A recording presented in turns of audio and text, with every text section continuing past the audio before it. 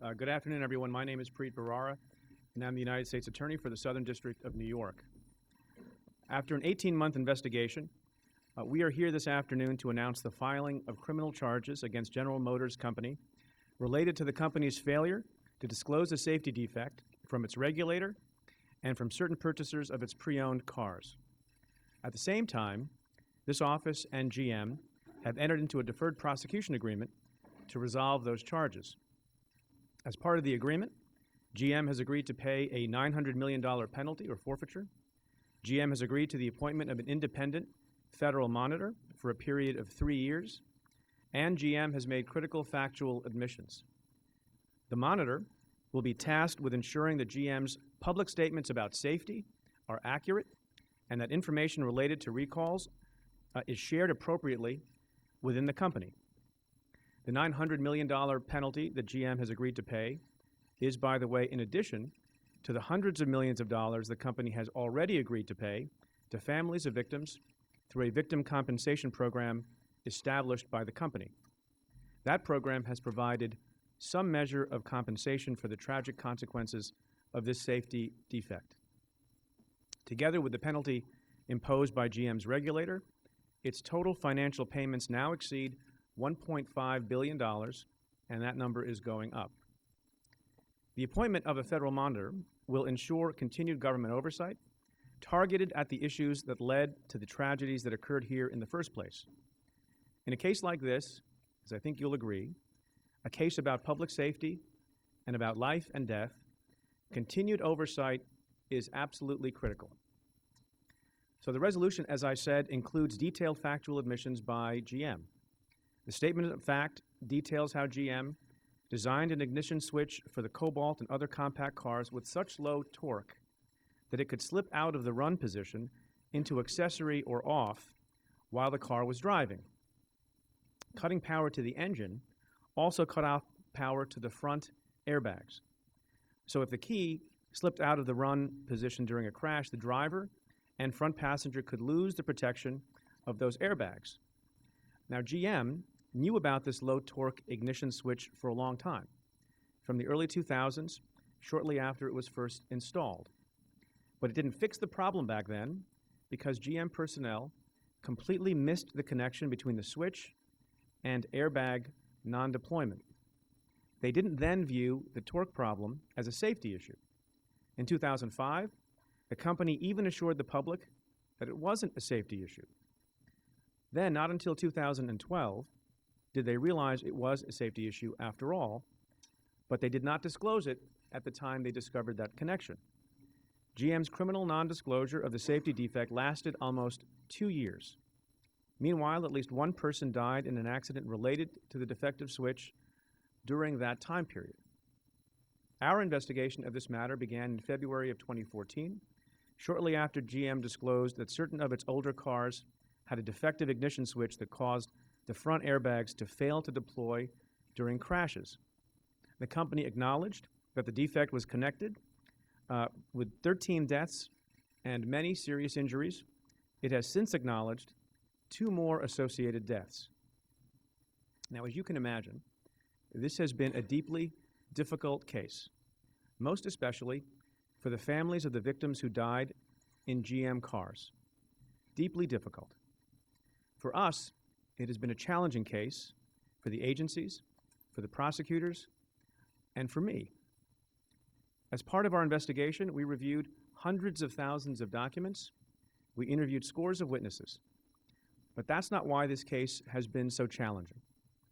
It's been challenging and difficult because we've had to think long and hard about the appropriate resolution in this case. Paramount in our minds, through every stage of the investigation, has been the victims of the defective ignition switch. I met personally with families who lost loved ones in tragic accidents involving the switch. I will tell you that those were among the most searing moments I have ever spent in my 6+ years as a United States Attorney. And so with those victims in mind, and with a deep commitment to holding accountable those who caused such a profound tragedy, we have aggressively applied existing statutes in bringing criminal charges against GM. Now, one thing people should understand about the law. There is actually no existing law specifically designed to impose criminal penalties for this kind of conduct, the non-disclosure of safety defects by a car company. There have been attempts at such a law, but those attempts have failed. Even what's known as the TREAD Act, the law commonly understood to govern motor vehicle safety in this country, does not carry a criminal penalty in this situation where a car company fails to disclose a safety defect domestically.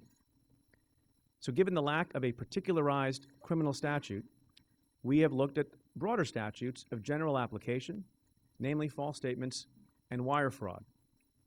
In the end, we can only do what the law allows and permits and what, in our best judgment, justice requires. Here, in our best judgment, justice requires the filing of criminal charges. It requires detailed public admissions. It requires a significant financial penalty, well above what GM has paid and will pay under its victim compensation program. Above all, justice requires measures to make sure this doesn't happen again, which is why we have insisted upon those admissions and the appointment of a federal monitor. This is not only about justice for certain families, but justice for the car-driving public going forward also.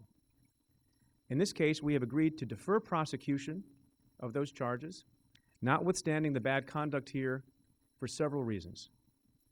First, as I've mentioned, the deferred prosecution agreement we've entered into with GM details factual admissions and the company's prompt agreement to appoint a monitor, which, by the way, you don't even get after a conviction at trial.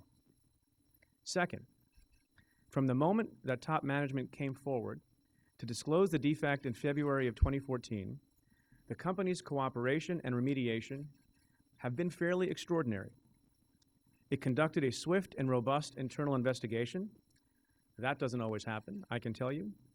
It gave the prosecutors in my office real-time updates about the findings of that internal investigation, often revealing to the office what witnesses had said even before GM management was filled in itself. That doesn't always happen.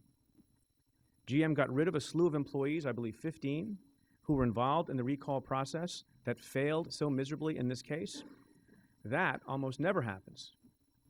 And the company established a full and independent victim compensation program that has to date agreed to pay more than $566 million, again, far in excess of what a court might have ordered, and at far less cost to the victims, and that has never happened. So that cooperation is the reason why we are here after only 18 months in a complicated case, rather than 4 years or more.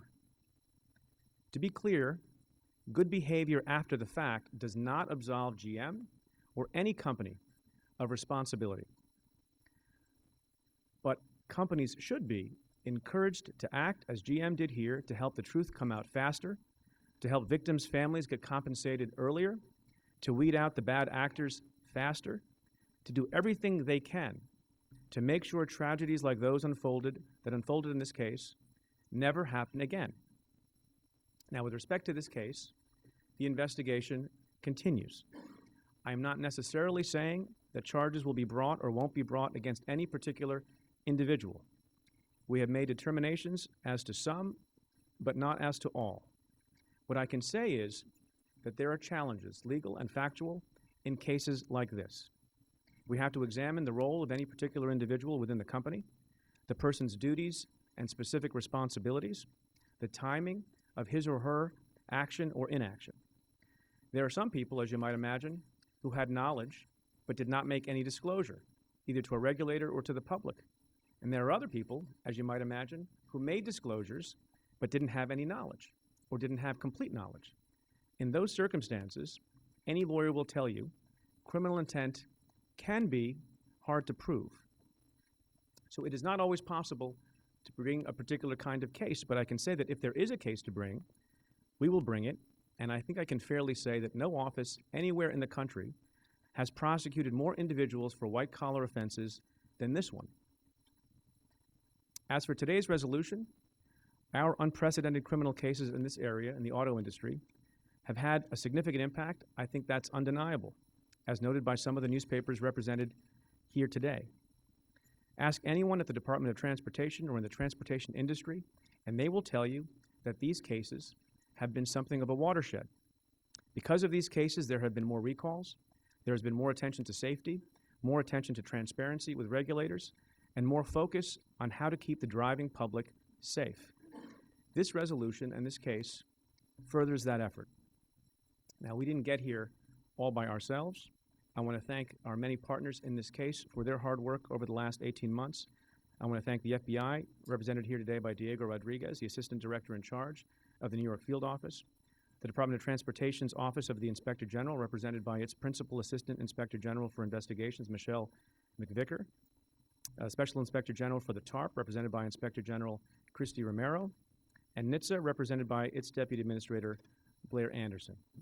Finally, I want to thank the prosecutors in my office who have been responsible for this case, principally responsible for this case, Deputy Chief of the Criminal Division, Bonnie Jonas, and Assistant U.S. Attorneys Sarah Eddy McCallum and Edward Imperator.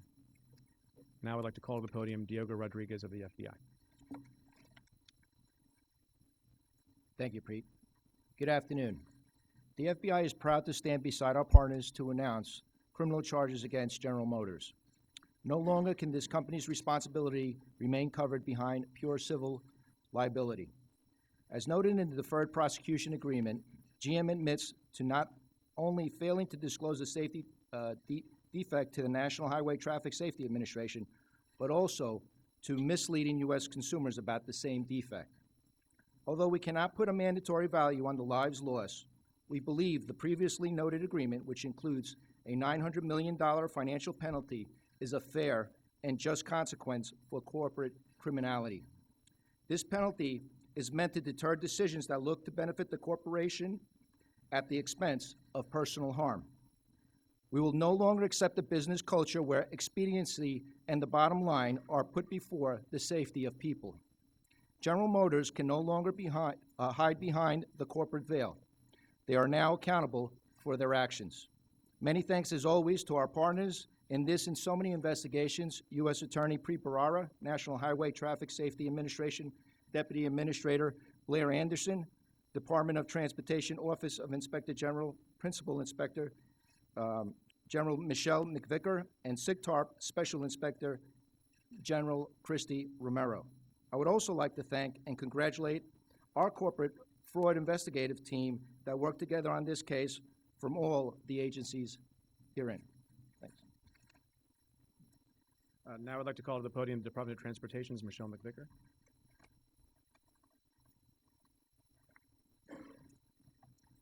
Thank you, everybody. On behalf of the Inspector General, Cal Scoville, I want to thank you and all other members of the multi-agency team for all the time and effort dedicated to working this case. The $900 million agreement is a clear signal to all of whose duty is to protect our public. Your most solemn obligation is to public safety. While we are pleased with the result, we have not forgotten that families suffered as a result of the failure of these ignition switches. They are not mere statistics. To the families and friends of those who have died, to those who were injured as a result of these incidents, the Inspector General and I offer our deepest sympathies for your loss and our highest admiration for your strength as you demonstrate that every day. Safety is a vital component of our mission and the Office of Inspector General's highest priority. We are committed to pursuing those who violate the Department of Transportation's laws and regulations, but safety begins with the auto manufacturers. When they become aware of safety issues, they must make timely disclosures and take swift and appropriate corrective action. These companies must live up to their responsibilities and obligations to the public who rely on their products for safe transport. It is my sincere hope that the steps we've taken and the agreement we've reached with General Motors will serve as a clarion call to all auto manufacturers of the need of unwavering vigilance when it comes to public safety. Again, I thank all of you and all of the families and all of the team members for their assistance on this case. Thank you. Now let me call to the podium SIGTARP Inspector General Christy Romero.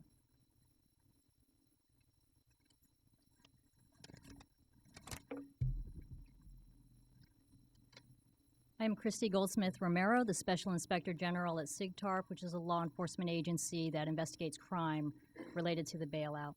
The SIGTARP special agents took a leading role in this extensive investigation, working in very close coordination with U.S. Attorney Bahara's office and our other partners. More than 70 witnesses were interviewed. More than 1 million pages of documents and emails were analyzed. And to the family and friends of loved ones who lost their life, I'm here to tell you that we always kept your loved ones in mind while conducting the investigation. We know that nothing can take away your loss. We're sorry for your loss. So all we could do at SIGTARP is do what we do best, which is to be relentless in pursuing the truth so that you could know the truth, and be relentless in enforcing the law. The criminal conduct by GM that was found by SIGTARP and our partners here today defies comprehension. And perhaps the worst part of this tragedy is it was entirely avoidable. GM could have substantially reduced the risk related to this this deadly defect, by improving the design of a key that would cost less than $1. And they decided not to do so because of cost. Now, Americans stepped up and they bailed out General Motors. Now, General Motors needs to step up and make substantial corporate changes so nothing like this ever happens again. I want to commend the Attorney General, Loretta Lynch. I want to commend the U.S. Attorney, Preet Bharara, for standing united with SIGTARP to ensure that there is accountability for the crimes committed by GM while they are in TARP. I really want to recognize the terrific prosecutors, Bonnie Jonas, Sarah McCallum, and Edward Imperator, as well as the Department of Transportation Inspector General and the Federal Bureau of Investigations for relentlessly pursuing the truth and enforcing the law with us. Thank you. Thank you. And finally, let me call to the podium NHTSA Deputy Administrator Blair Anderson. Hello, my name is Blair Anderson. I am the Deputy Administrator of the National Highway Traffic Safety Administration. Administrator Rosekind wishes he could be here today, but he is traveling with the Secretary Fox in Europe at a G7 ministers event for transportation. On May 16, 2014, the day NHTSA announced the resolution of its enforcement action against GM, the agency sent a criminal referral to the Department of Justice regarding GM's action. On behalf of the Secretary, the Administrator, and all the staff at NHTSA, I'd like to thank Mr. Bharara, his staff, and all their colleagues at the Department of Justice for their efforts to seek justice in this matter. At NHTSA, we are focused on safety rather than criminal matters, and today's announcement strengthens our ability to protect the traveling public in two important ways. First, the significant penalty imposed in this case is a meaningful deterrent against the kind of deception that GM employed in the ignition switch case. Today's announcement makes clear to all manufacturers that if they choose to conceal a safety defect, it's a very expensive choice. Given that NHTSA's civil penalty authority is capped at $35 million, a cap that the Department of Transportation has repeatedly asked Congress to raise, the use of criminal penalties is an important deterrent.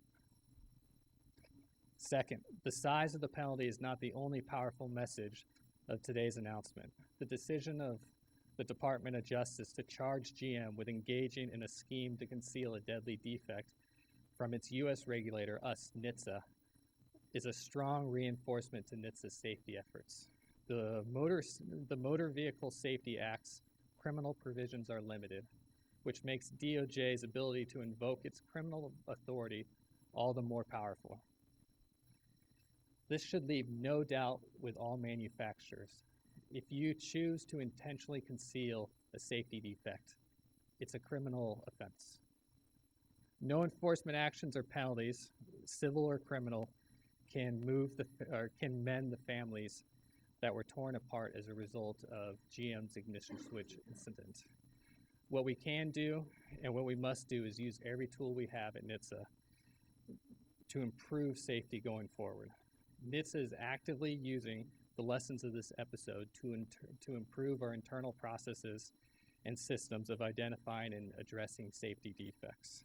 Today's announcement is an important reinforcement to those efforts, and we are grateful to the U.S. Attorney's Office and the Department of Justice for all their assistance in this matter. Thanks, Blair. Happy to take your questions. Yeah. I know you say it's not set in stone that individuals won't be charged here, but certainly it's here that. A lot of families that we've spoken to are sitting in this project. So you say you didn't have the evidence and you don't have the authority? I understand people's disappointment when bad things happen and when tragedies unfold. People want accountability. No one understands that outside of the victims' families more than the people in this office. And as I mentioned, I had personal meetings with the families. People in my office had even more with some of the families. At the end of the day, I'll just repeat what I said in my remarks. You know, the law is the law, and the facts are the facts. We're not done, and it remains possible that we will charge, an individual. But the law doesn't always let us do what we wish, we could do to satisfy a natural inclination on the part of people who are harmed by some bad conduct for accountability. We're the most aggressive office, I think, around. We don't get accused often of being under-aggressive.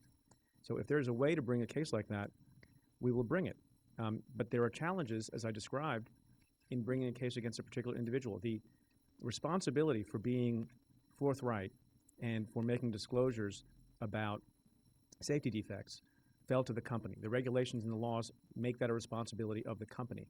Obviously, there are people in the company who have to carry that out.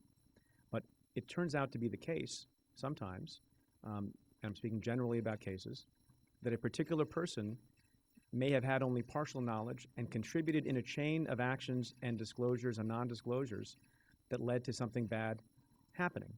And again, we apply the laws as we find them, not the laws as we wish they might be. I mentioned in my remarks that there had been attempts over time. I think at the initial passage of the TREAD Act, there was an effort made to make to have a criminal sanction with respect to cases that might match a case like this.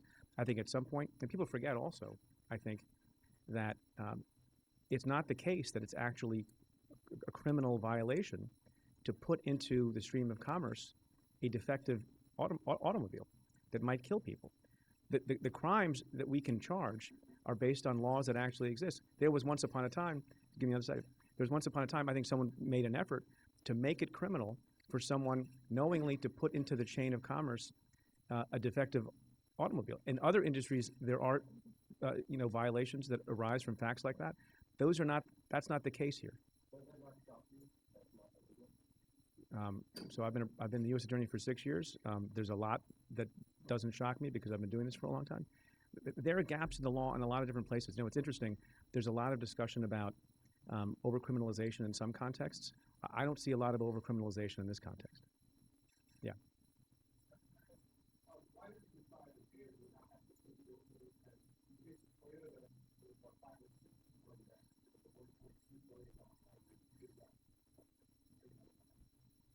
Yeah, look, every case is different. They're both automotive companies, and they both had problems and issues and failures with respect to disclosures about safety. That said, you look at each case on its own, just like you look at every individual defendant that you might prosecute based on the facts and circumstances alone. I think I spent some time in my remarks referring to the extraordinary cooperation. That's not dispositive, but in combination with other things, including the level of culpability by the company, including the amount of reform that has taken place, including the termination of 15 people who had done bad things in their view, including the coming forward with lots of information, including the voluntary setup of a fund administered by the very respected Ken Feinberg to make sure that families aren't going to be sitting in litigation in court at great expense for years and years and years, like some industries and some companies within those industries do. In light of all of those things together, in our judgment, we thought that in this case, a deferred prosecution was okay. You get a lot with a deferred prosecution agreement, more sometimes than you might get if you had a criminal litigation that would last a long time, with lots of lawyers arrayed on both sides of the V, including, as I said, a monitor, including a robust admission of facts, and including lots of other reforms. If you go to trial, I'm not saying that it's not appropriate to go to trial. We, by the way, have been one of the pioneers in recent years of charging companies, whether it's SAC Capital or the largest bank in France. When we think it's appropriate, we'll charge a company. We have no fear of doing that. We have no qualms about doing that when we think it's appropriate. We also don't have qualms about stepping back from that if we think overall, in our best judgment, and maybe our judgment is not perfect, but in our best judgment, given all the factors, that we thought was the most appropriate result in this case. Yeah.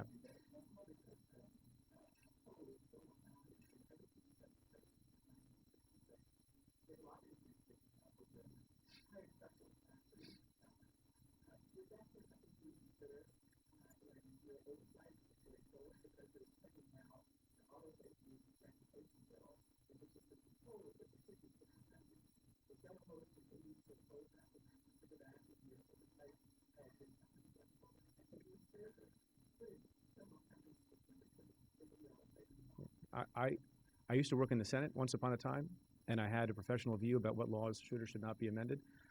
Now I just enforce the laws as they exist, so I have no professional view. I have personal views that I won't share with you.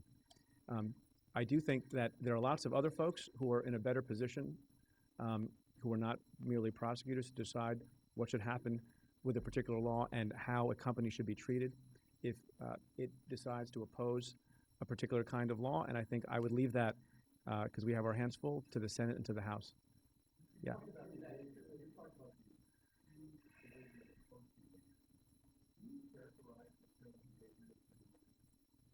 Yeah, I mean, I think I've done that. I think, you haven't had the time yet, but I think you should read the fairly robust statement of facts. The company itself, in combination with all the people who had some responsibility for making sure this didn't get to the point where it got, that the public didn't know between 2012 and 2014 that there was a safety problem. Our view is, as an institutional matter, they let the public down. And I think it's as simple as that. There are a lot more details in the statement of facts that you can read, but to sum it up, they didn't tell the truth in the best way that they should have to their regulator and to the public about a serious safety issue that risked life and limb for Americans.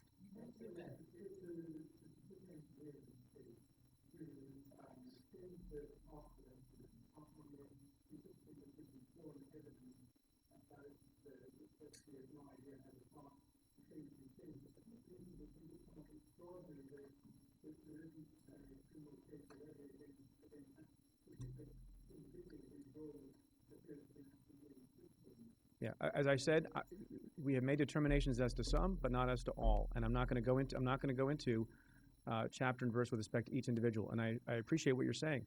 I think it's often the case too, when prosecutors and investigators and agents dive down deep and analyze and look at every single document, every single bit of testimony, that there's sometimes more than meets the eye with respect to being able to prove specific criminal intent on the part of an individual. As I said before, it is not a crime, as far as I'm aware, for a company to have a product on the market without more, a product on the market that might kill people. The criminal exposure that arose in this case, and that federal statutes allow us to prosecute someone on, or a company on, arise from disclosure or lack of disclosure. So the fact that something went wrong as a safety matter, again, that's not in any of the acts that we're talking about. It is with some industries and not with this one. So you have to be able to prove, with respect to any particular person, that that person knew the facts, knew the safety problems in a very specific way, had an obligation to tell someone else, a regulator of the public, about them, and then made misstatements to the public. And it turns out to be the case sometimes when you look at a company where responsibility is diffuse. I'm not saying this is a good thing. This is actually a problem in business culture. There's a person who recently wrote a book about this called, referring to the siloing problem, in terms of how that's bad for creativity and for business. It's also bad from a compliance perspective. But it turns out that if you have a complex structure, sometimes, in which various people knew little bits of things and other people had responsibilities for making statements to the public, it's not as easy as it looks sometimes.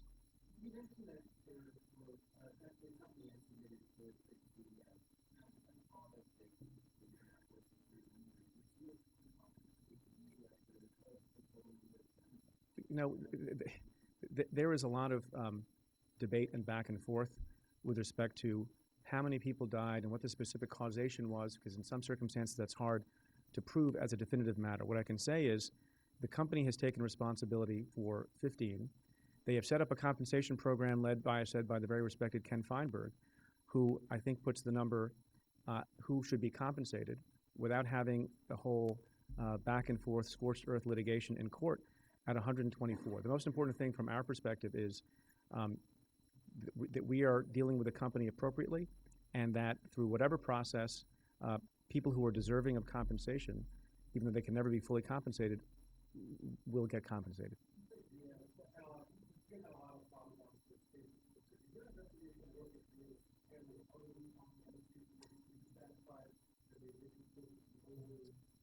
I'm not going to go beyond what we had, but we tend to look broadly at things, but I'm not going to go beyond what is in our statement of facts. Okay.